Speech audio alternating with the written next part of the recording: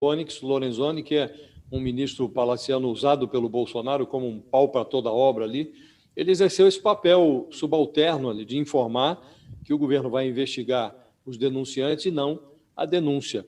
A história da CPI se divide em duas fases agora, a C e DC, antes da Covaxin e depois da Covaxin. No primeiro estágio, a comissão enxergava o Bolsonaro como um presidente negacionista. Agora, nessa segunda etapa, o Bolsonaro é tratado como um presidente negocista. Entrou em cena a palavra corrupção. O governo e o presidente estão nas cordas. É inevitável constatar isso. Eles tentam reagir. O enredo da CPI foi virado de ponta cabeça. A aversão do presidente a vacinas, que fez o governo retardar a assinatura de contratos com a Pfizer, com o Butantan, deu lugar a uma paixão pela Covaxin. E para obter essa vacina da Índia, o governo negociou com uma empresa atravessadora de má fama, a Precisa Medicamentos, esqueceu o aval da Anvisa, que tanto exigia, menosprezou a aferição da eficácia da vacina, topou pagar mais caro, assinou um contrato na velocidade de um raio e emitiu uma nota de empenho, reservando 1 bilhão e 600 milhões de reais para o pagamento de 20 milhões de doses dessa vacina indiana. De repente, um servidor concursado do Ministério da Saúde, Luiz Ricardo, levou o pé à porta no instante em que os militares que ocuparam a pasta na gestão do general Eduardo Pazuello o pressionavam para assinar um documento que produziria uma transação com aparência de negociata mesmo. Haveria um pagamento antecipado de uma espécie de rachadona de 45 milhões de dólares, o equivalente a 220, 222 milhões de reais. E aí um deputado bolsonarista, Luiz Miranda, irmão desse servidor, levou o servidor ao Alvorada para um encontro com o presidente em março passado. Informado sobre as transgressões, o Bolsonaro se fingiu de morto. E agora, com a divulgação do caso, com o escândalo nas manchetes, o presidente manda investigar os denunciantes e não a denúncia. Essa encrenca tem, de fato, a aparência de corrupção. Quem olha a cena percebe que as orelhas são de lobo, o focinho é de lobo, os dentes são de lobo, mas o ministro Onyx Lorenzoni tenta fazer crer que não se trata de lobo, mas de uma vovozinha disfarçada, Diego. É isso que nós estamos assistindo. E os senadores ali que fazem parte daquele grupo majoritário da CPI, chamado de G7, já projetam a possibilidade iminente de o presidente Bolsonaro ser responsabilizado por prevaricação, quer dizer, se ele realmente tiver recebido essa informação e não agiu, né? Não agiu conforme se esperava dele naquele momento. Você acha que essa possibilidade é realmente real? Isso pode acontecer com essas informações que a gente já tem até aqui, Josias? A CPI, Diego, a grande fragilidade da CPI é o fato de que ela, embora tenha poderes judiciais, ela pode investigar como se fosse uma vara judicial, ela não tem poderes para processar o presidente. Ela pode, no máximo, recomendar que a Procuradoria-Geral da República tome providências ou que, no caso de um crime de responsabilidade, que a Câmara dos Deputados tome providência. E não há no horizonte nenhuma perspectiva de que o Procurador-Geral Augusto Aras ou o deputado Arthur Lira, que preside a Câmara, não há no horizonte a perspectiva de que esses dois personagens tomem providências contra o presidente Bolsonaro. Mas o mais curioso aqui é que tudo isso ocorre por conta de um inimigo que não é comunista. A denúncia não partiu de nenhum comunista, de nenhum vagabundo da CPI. São dois personagens simpáticos ao Bolsonaro, que gostam do Bolsonaro, ou gostavam, né? Um servidor que é apartidário, não tem notícia de que ele seja filiado a partido, e um deputado claramente bolsonarista. Então, o presidente não está sabendo lidar com esses inimigos atípicos, né? E, embora não haja a perspectiva de punição, o desgaste político é inevitável. E o preço da blindagem cresce. Então, o Centrão agora, a fatura dessa blindagem vai ficar mais cara.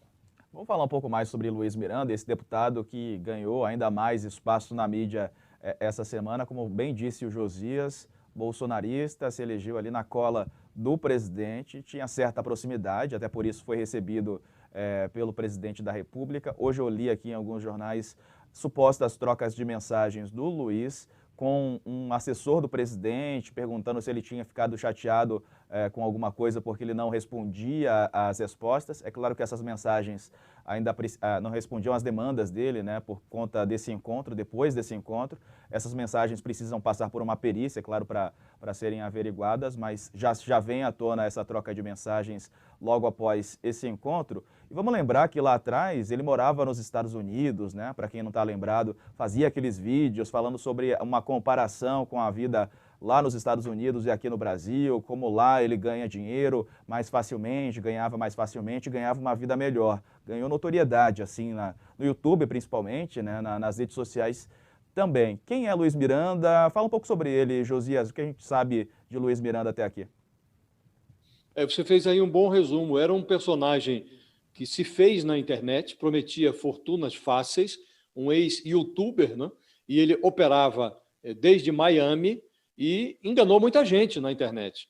E essas fraudes, ele prometia riqueza rápida, essas fraudes levaram o Luiz Miranda a acumular um número muito grande de processos. E ele, de repente, se candidatou a deputado federal. Fez a campanha dele dos Estados Unidos e operando na internet num estilo bem Bolsonaro, que também fez a campanha dele basicamente na internet. Esse personagem se elegeu por Brasília, se elegeu pelo DEM, que é, curiosamente, ironicamente, o mesmo partido do Onyx Lorenzoni. E, tendo chegado a Brasília, ele se aproximou muito rapidamente do Bolsonaro, que gostou do personagem. E era um habitué do Palácio, tanto que levou o irmão ao presidente da República. Ele foi ao Palácio da Alvorada num sábado à tarde. Não é qualquer personagem que é recebido pelo presidente da República no Palácio Residencial no final de semana. Então, isso mostra o grau de intimidade que ele tinha com o presidente Bolsonaro. E agora se transformou num inimigo. Os assessores do presidente enxergam aqui um interesse eleitoral. Nós temos eleição no ano que vem, então este personagem está aproveitando que o irmão estava numa posição de destaque e teve ali uma posição correta, está aproveitando para surfar essa onda, porque ele estava sendo esquecido. Então, na prática, está fazendo campanha. Agora, o Bolsonaro não serviria de material se não tivesse fornecido a matéria-prima, né?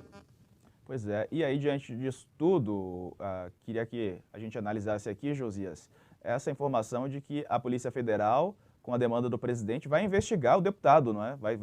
Vai investigar o deputado e o irmão dele. Isso daqui é uma completa inversão de papéis, né?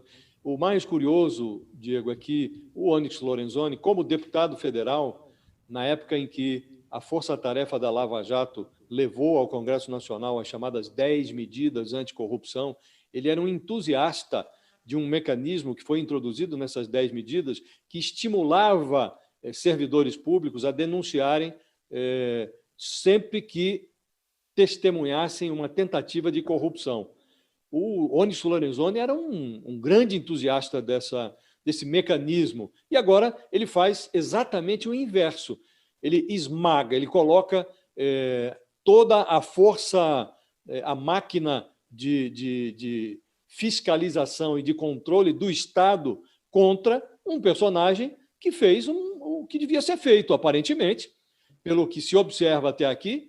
Era um funcionário que era responsável pelo setor de importação do Ministério da Saúde, chegou lá uma demanda, olha, precisa fazer um pagamento aqui para uma vacina precária, pagamento não previsto em contrato, ele falou, não, isso eu não assino.